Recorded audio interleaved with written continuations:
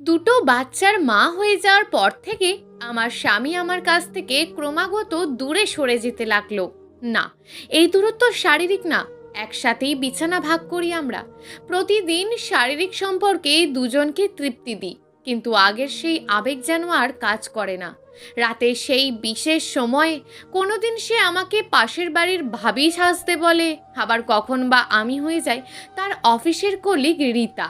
এতে নাকি তার তৃষ্ণা বেড়ে যায়। সে কখনো আমাকে বলে বাধা দিতে, যাতে সে ধর্ষণের আনন্দ পায়। আবার কখনো আমার ভূমিকা হয় তাকে প্রলোভিত করার।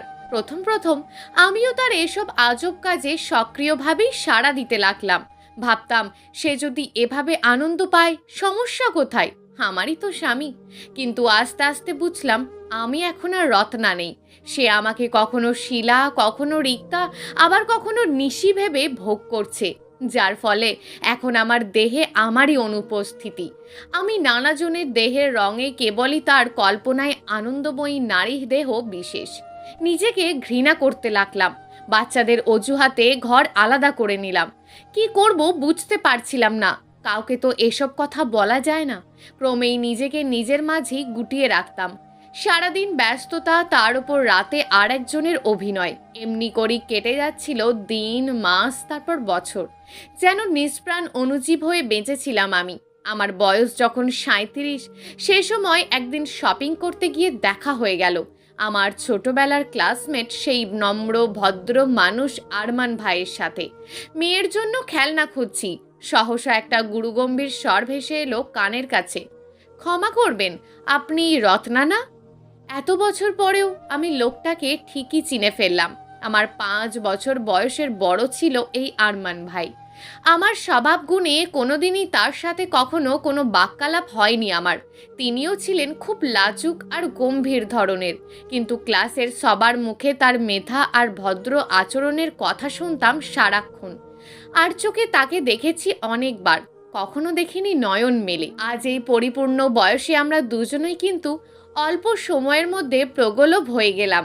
পাশের এক কফি শপে আড্ডা চলল দুজনের। সেই সময়ের মজার মজার গল্প করতে লাগলো, সাথে এর ওর খবর জানা। 1 ঘন্টা কি করে যে কেটে গেল টেরই পেলাম না।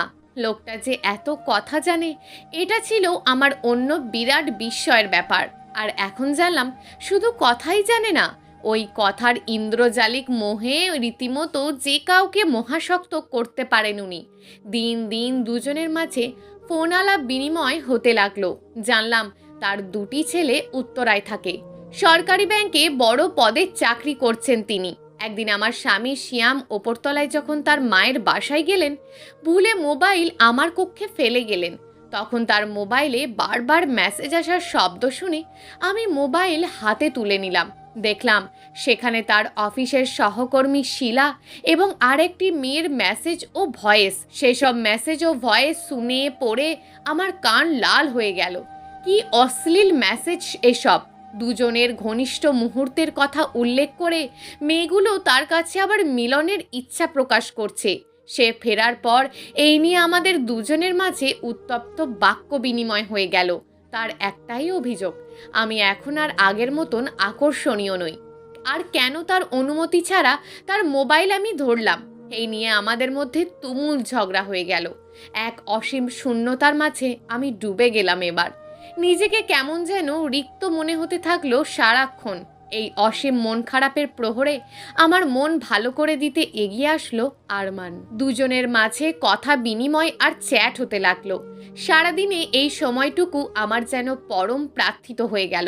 ভীষণ মন খারাপের সময়ও তার 2-1টা কথা আমার মন ভালো করে দিতে লাগলো। আমার সব গোপন কথা জেনে গেল সে। আমি বলে দিলাম, জানি না কি করে, কিন্তু এটাই সত্যি যে প্রথম প্রেম এলো আমার জীবনে। স্বামীর সাথে এত বছরের সম্পর্ক, অথচ তার সাথে এত মন খুলে কথা আমি বলিনি কখনো। এত আবেগের দোলায় সে আমাকে কখনো দোলাতে পারেনি। এদিকে আরমান আমার মন ও শরীরের অলিগলি দিনে দিনে দখল করে নিতে লাগলেন। কোনোদিন যদি আরমান ভাইয়া ফোন না দিত, বিরহের অনল জ্বালায় দগ্ধ হতে থাকতাম আমি। একসময় দুজনেই উপলব্ধি করলাম, মরমে মরমে আমরা প্রেমের বাঁধনে জড়িয়ে গেছি অজ্ঞাতে। এদিকে আমার স্বামী শিয়ামের নারীলিপ্সা বেড়েই চলছিল। চোখের লজ্জা চলে যাওয়ায় সে যেন এখন আরও বেপরোয়া, ক্রমেই তার সীমা অতিক্রম করতে লাগলো। একটা সময় শিয়ামের বেপরোয়া ও দুর্ব্যবহার আমাকে রীতিমতো বিষিয়ে দিচ্ছিল।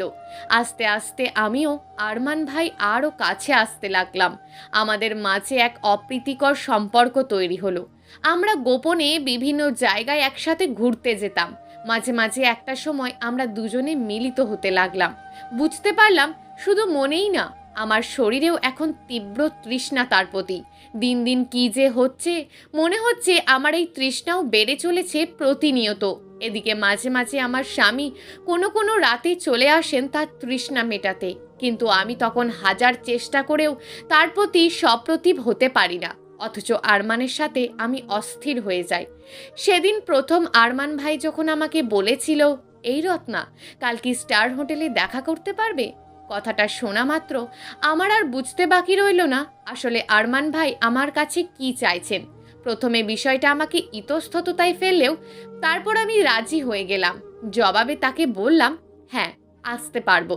তার পরবর্তী সকালে আমার স্বামী শিয়াম যখন বাসা থেকে বের হলো, ঠিক 1 ঘন্টা পর আমি আরমানের দেওয়া ঠিকানা অনুযায়ী হোটেলের উদ্দেশ্যে বেরিয়ে পড়লাম। কান কথা থেকে বাঁচার জন্য আমরা দুজনে লোকচক্ষুর অন্তরালে দেখা করতে লাগলাম। এরকম একদিনে ভীষণ আবেগ আপ্লুত হয়ে দুজন দুজনের মধ্যে মিশে গেলাম। তার প্রতিটি ছোঁয়া যেন আমার সারা শরীরে আবেশ ভরিয়ে দিল। মনে হলো এই যেন আমার জীবনের প্রথম পুরুষের ছোঁয়া। মনে হতে লাগলো আমি আবার আমার শরীর ফিরে পেয়েছি। শিলা কিংবা পাশের বাসার ভাবি না, আমি এখন শুধুই আমি। যদিও আমরা দুজনেই জানি এই সম্পর্কের কোনো স্থায়ী ভবিষ্যৎ নেই, তবুও একে অন্যকে পাওয়ার এক অদম্য ইচ্ছা জাগত মনে প্রাণে।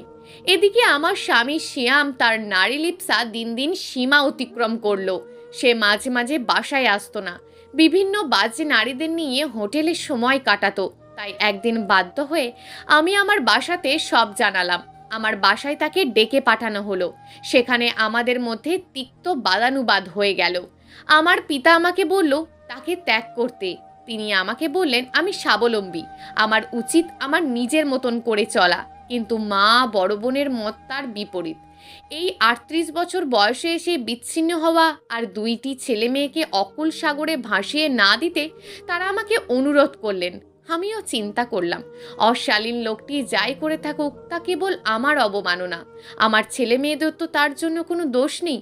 পিতা বা মাতার স্নেহ থেকে তারা কেন বঞ্চিত হবে? আর সে দুঃখ প্রকাশ করায় আবার তার ঘরে ফিরে এলাম আমি। কিন্তু আরমান দিন দিন আমার প্রতি আরও আসক্ত হয়ে পড়লেন। যে আরমান ভাই একদিন শান্ত নম্র ভদ্রলোক ছিলেন, সেই আরমান ভাই আমাকে দিনের পর দিন ক্রমাগত ভোগ করতে লাগলেন। আমি যেন এই 2টা মানুষের হাতে পুতুলের ন্যায় হয়ে গেলাম। দিনে দিনে আমাদের নির্লিপ্ততা বেড়ে যেতে লাগলো। একটা সময় আরমান ভাই বললেন আমি যেন শিয়ামকে ডিভোর্স দিয়ে দিই। সে নাকি আমাকেও আমার সন্তান সহ আপন করে নেবে। তার কথায় আমি আস্থা রাখলাম। আবার মাঝে মাঝে মনের মধ্যে এক তীব্র শঙ্কা কাজ করতে লাগলো। কি করব কিছুই মাথায় আসছিল না। একদিকে শিয়ামের অমানবিক স্বামীভীরুতা, অন্যদিকে আরমান ভাইয়ের প্রতি আমার প্রেমাসক্ত আবেগ, যেন দুটো বিষয় দিনে দিনে আমাকে বিষিয়ে দিচ্ছিল। মাঝে মাঝে মন চাইতো সব ছেড়ে ছুড়ে আরমানের কথা অনুযায়ী তাকে প্রশ্রয় দিই, সিয়ামের সংসার ত্যাগ করে ছেড়ে ছুড়ে চলে আসি। কিন্তু এটা হয়তো আমার আবেগ, আমার আসক্ততা। কিন্তু একটা সময় আমার এই আবেগই আমার জীবনের চরম কাল হয়ে দাঁড়ালো। সেদিন শিয়াম অফিস থেকে ফিরে আমার সাথে খুব খারাপ আচরণ করলো। আমি তার নির্লিপ্ততা প্রতিবাদ করতেই সে আমার উপর হাত তুলল। সে এতটাই নিচে নেমে গেল যে আমাকে শাসিয়ে দিল, ভালো লাগলে থাকো, না লাগলে চলে যাও। বিকেলের মধ্যে ব্যাগ ট্যাগ গুছিয়ে নিলাম। বাচ্চাদের স্কুল থেকে ফেরার পর সোজা চলে আসলাম বাবার বাসায়। তার কয়েকদিন পর আরমান ভাইয়ের প্ররোচনায় আমি কোর্টে সিয়ামকে ডিভোর্স দিলাম। দিনগুলো এভাবেই চলতে লাগলো। এদিকে আরমান ভাই আমার কাছ থেকে সময় নিতে লাগলেন। আমি যখনই ওনাকে বলতাম চলুন আমরা গোপনে বিয়ে করে ফেলি, জবাবে তিনি বলতেন এত অধৈর্য হচ্ছ কেন রত্না, আমাকে একটু সময় দাও। এটা সেটা বলে বাহানা দিতেন। আমি লক্ষ্য করতাম আমার এই কথাগুলো তার উজ্জ্বল মুখখানা একদম চুপসে যেত। হয়তো কিছুটা আমি বুঝতে পারতাম, হয়তো না। যদিও আমি জানতাম আরমান ভাই ওনার স্ত্রী মারা যাওয়ার পর থেকে বিগত দিনগুলো তার 2 ছেলেকে নিয়ে উত্তরার বাসায় থাকেন। সেজন্য আরমান ভাইয়ের প্রতি আমার ছিল এক দৃঢ় বিশ্বাস, আর সেই বিশ্বাস ও তৎপরতায় আমি সিয়ামকে ডিভোর্স দিই। এদিকে আরমান আমার সাথে মেলামেশা দিন দিন আরও বাড়িয়ে দিতে লাগলেন। মাঝে মাঝে নিজের কাছে খুব খারাপ লাগতো। আমি না পারতাম তাকে বাধা দিতে, না পারতাম তাকে এড়িয়ে যেতে। আমি কবে কখন আষ্টে পিষ্টে জড়িয়ে গেছি বুঝতেই পারলাম না। হঠাৎ একদিন তার মোবাইল ঘাঁটতেই আমার সামনে আরমান ভাইয়ের আসল মুখোশ বেরিয়ে আসলো। সেদিন হোটেল রুমে আরমান যখন ফ্রেশ হতে ওয়াশরুমে ঢুকলেন, ঠিক তার কিছুক্ষণ পর তার মোবাইলে একটা ফোন আসলো। এইদিকে আরমান ভুল করে মোবাইলটি বালিশের পাশেই রেখে গেলেন। হঠাৎ স্ক্রিনে আলো দেখে চোখে পড়তেই আমি মোবাইলের দিকে তাকালাম। কলটা একটা সেভ করা নাম্বার থেকে আসছে। ভালো করে তাকাতে গিয়ে দেখলাম এটা একটা নারীর নাম্বার। আমার মনে তখন তীব্র শঙ্কা বেজে উঠল। এদিকে হুট করেই আরমান ভাই রুমে চলে আসায় আমি সাথে সাথে মোবাইলটা আবার বালিশের নিচেই রেখে দিলাম। আমি প্রায় সময় দেখতাম এই একটি নাম্বার থেকে আরমানের মোবাইলে ফোন আসে। যখনই ফোনটা বেজে উঠত আরমান বিভিন্ন বাহানা দেখিয়ে আড়ালে চলে যেত। একদিন তারই অগোচরে আমি তার ওই নাম্বারটা নিয়ে নিলাম, কিন্তু যখন আমার মোবাইল থেকে ফোন দিলাম ও পাশ থেকে একটা মহিলা কণ্ঠ ভেসে আসলো। অবশেষে জানতে পারলাম আরমান ভাই ওনার স্ত্রী মারা যাওয়ার পর আরেকটি বিয়ে করেছিলেন, আর সেই স্ত্রীকে নিয়ে তিনি উত্তরায় বর্তমান বাসায় থাকেন। কথাটা শোনার পর আমি যেন মুহূর্তে অন্ধকারে তলিয়ে গেলাম। জীবনে বিশ্বাস নামক বস্তুটা সেদিনই হারিয়ে গেল আমার জীবন থেকে চিরতরে। জীবনে দুঃখ, কষ্ট আর লাঞ্ছনার এতগুলো বছর পাড়ি দিয়ে এসে নিজেকে প্রশ্ন করে গেলাম বারবার, সত্যি কি আমি চেয়েছিলাম জীবনে? কি পেয়েছি, কি পাইনি, আর কি পেয়েও হারিয়েছি? এতদিন তো সব আঘাত, সব ক্ষয়ক্ষতি নির্বিচারে বুক পেতে গ্রহণ করেছি। কোনো দুর্ঘটনাতেই এমন শূন্য মনে হয়নি জীবনকে। আর এসব কি দুর্ঘটনা? শৈশব থেকে অনেক ভাই বোনের মধ্যে মানুষ হয়েছি আমি। বড় বোন, তারপর এক ভাই, আর তারপর আমি, আর তারপরে বাবা মা আরও 4 ভাই বোনকে আমাদের জন্য উপহার দিলেন, এই পৃথিবীতে নিয়ে এসেছিলেন। আপু স্কুল শেষ করেই এক মধ্যবয়স্ক লোকের হাত ধরে সংসার থেকে মুক্ত হয়েছিল। ভাইয়া চাকুরি পেয়ে 1 বছরের মধ্যে বিয়ে করে আলাদা হয়ে গেছিল, কিন্তু আমি তা পারিনি। আমি বর্তমানে কোনো রকমে এইচএসসি পাস করার সার্টিফিকেট দিয়ে এক চাচার সৌজন্যে চাকরি করছি এক আধা সরকারি প্রতিষ্ঠানে। কর্মচারী বাবার একারায় সংসারে এতগুলো মানুষের বহন পোষণ চলছিল না, তাই আমার এই চাকুরিতে যোগদান। আস্তে আস্তে আমার ভাই বোন ও আমার ছোট ছেলেমেয়েগুলো বড় হতে লাগলো। তাদের সবার পড়াশোনা আর ক্ষুণ্ণিবৃত্তির জন্য প্রয়োজন ছিল অনেক টাকার, তাই আমি উদয়াস্ত পরিশ্রম করতে লাগলাম। সারা দিন অফিস করে সন্ধ্যার পরে এসে আমার 2টো ছোট বাচ্চাকে পড়াতাম, আর তারপর সংসারের সব কাজ শেষ করে বেশ রাতে গভীর ঘুমে তলিয়ে যেতাম। ডিভোর্স হওয়ার পর প্রেম আমার জীবনে এসেছিল একাধিকবার, কিন্তু তাকে আর প্রবেশ করতে দিইনি মনের মন্দিরে।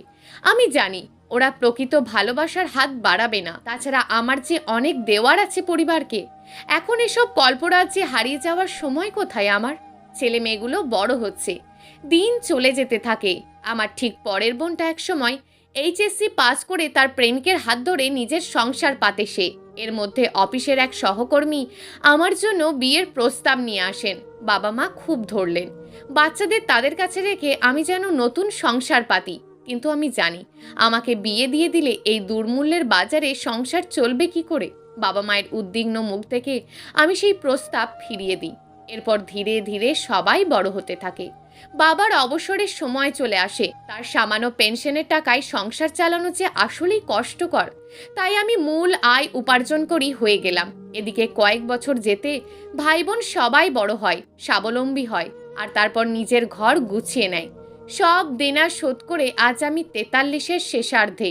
সবাই সংসার করছে বা সংসার করার পরিকল্পনা করছে, কিন্তু আমি যে আজও রিক্ত, নিঃস্ব, সেই দিকে কারোর খেয়াল নেই।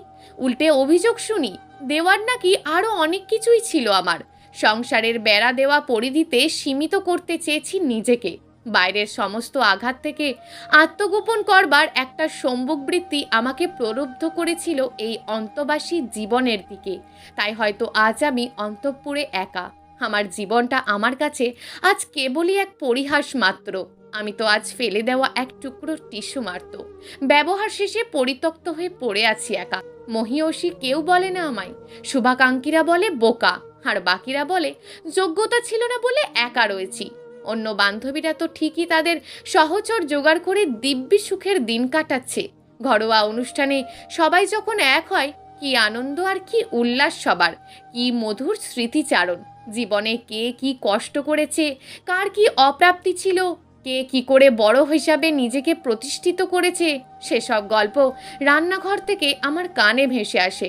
আর আমি বেদনা ভরা চোখের জল নিয়ে ভাবি, আমি কিছুই করিনি, কখনো করিনি। কারণ আমার নামটা একবারও উচ্চারিত হয় না সেখানে। সবাই ব্যস্ত আত্মগৌরবের মহিমা বর্ণনে। মাঝে মাঝে অবাক লাগে, আমার মা বাবা পর্যন্ত আমাকে সব কিছু থেকে সযত্নে দূরে সরিয়ে রাখেন। খুব স্বাভাবিক, এখন যে অন্য ছেলেমেয়েরা প্রতিষ্ঠিত হয়েছে, তাদের এই সুখের জীবনে আমার মতো চিরদুঃখের স্থান কোথায়? ভাবনার অতলে হারিয়ে যায়। মনে পড়ে সেই কিশোরী বয়সের প্রথম প্রেমপত্র প্রাপ্তির স্মৃতি, বান্ধবীদের কত গবেষণা আর আলাপের ফুল্লরিতা নিয়ে। উত্তরে কি দেব, কোন কাগজে দেব, কালির রং কি হবে, কি বলে সম্বোধন করব। সেই প্রেমপত্রের দাতা ছিল কয়েক ক্লাস বড় ভাইকে। সবার মধ্যে কি উত্তেজনা, অথচ আমি ওই বয়সেই তখন কত পরিণত ভেবেছি নিজেকে। ওদেরও সব ছেলে মানুষই দূরে ঠেলে সরাসরি মুখের উপর না করে দিয়েছিলাম আমার প্রথম প্রেম প্রার্থীকে। এর আগেই তো আপু পালিয়ে গিয়ে বিয়ে করে আমাদের পরিবারকে এক ভীষণ লজ্জায় ফেলে দিয়েছিল। বাবা মায়ের সেই অপমানিত মুখ তো আমি ভুলতে পারিনি। আর তারপর একে একে অনেক প্রেম আমি দুপায়ে দোলে চলে এসেছি। তেমনি করেই প্রথম কলেজে পা রাখবার পর অনেক ভালো ভালো বিয়ের প্রস্তাবও একের পর এক ফিরিয়ে দিয়েছিলাম। ভেবেছিলাম নিজেকে নিজের মতন করে তৈরি করব। অথচ সেই আমাকে আজ আমার ছোট বোন প্রস্তাব দিচ্ছে তার স্বামীর অফিসের এক সহকর্মীকে বিয়ে করার জন্য, যার বড় বড় ছেলে মেয়ে 3টে, বয়স 60-65 প্রায়। শুনতে পেলাম সে বলল, আপু তো বুড়ি হয়ে গেছে, তার জন্য এখন 60 আর 70 কি, একজন পুরুষ হলেই তো হলো। এমনিতে আমি এখন ডিভোর্স প্রাপ্ত, তাই তাদের ভাষ্য শুধু পুরুষ হলেই চলবে। ওখানে গিয়ে ছেলে মেয়েগুলোকে আদর ভালোবাসা দিলে ভুলাতে পারবে, জীবনে তো আর না খেয়ে পড়ে থাকতে হবে না। বাহ, যেন আমার খাওয়া পড়ার কত চিন্তা তাদের। আমি যেন আজ অথই জলে পড়েছি। প্রতিটি নারী সংসার চায়, চায় তার সুখে দুঃখের একজন অংশীদার, ছেলে মেয়ে আর একটি মোটামুটি স্বাচ্ছন্দ্যের জীবন। এর বেশি আর কি চায় নারী? আত্মসম্মান নিয়ে বেঁচে থাকার স্বাভাবিক এই চাওয়া পাওয়াগুলো তো আমি দিনে দিনে হারিয়ে এসেছি। আমি তো সেই নারী ছিলাম যে তার স্বামীর জন্য আমার কামনা বাসনা নিয়ন্ত্রণ করে তাকে উদ্যত করেছিলাম। কই, কাউকে তো এত লাঞ্ছনার সাথী করিনি আমার জীবনে। এমনকি খুব কাছের বান্ধবীকেও হাসি মুখে বলেছি আমি ভালো আছি। আজ এত বছর পরে এসে বুঝতে পেরেছি আসলে প্রতিটি মানুষের জীবনই কেবল তার নিজের। এখানে প্রতিটি সুখ দুঃখের অনুভূতি, হাসি কান্নার উপাখ্যান, মানসিক আর শারীরিক সকল আকাঙ্ক্ষার পরিতৃপ্তি কেবলই তার। তার এই সমানুভূতির অংশীদার আর কেউ হতে পারে না। নিজের গায়ে একটি আঘাত লাগলে অনেকেই তার জন্য দুঃখ প্রকাশ করতে পারেন, কিন্তু সেই আঘাতের কষ্টের ভাগিদার হতে কেউ পারে না। প্রত্যেকেই তার অনুভূতির ভাগিদার, কেবলই সে নিজে। কিছু কষ্ট এমনই থাকে যা শুধু একান্ত ব্যক্তিগত, হয়তো কাউকে বলা যায় না, হয়তো বোঝানোও যায় না। প্রিয় দর্শক, এই গল্পটা আপনাদের কেমন লাগলো তা অবশ্যই একটি কমেন্ট করবেন। আর যদি গল্পটা আপনাদের ভালো লেগে থাকে তাহলে ভিডিওটিতে একটি লাইক করে দেবেন এবং এই ধরনের ভিন্ন স্বাদের গল্প শোনার জন্য চ্যানেলটিকে অবশ্যই সাবস্ক্রাইব করে আমাদের সঙ্গে যুক্ত থাকুন।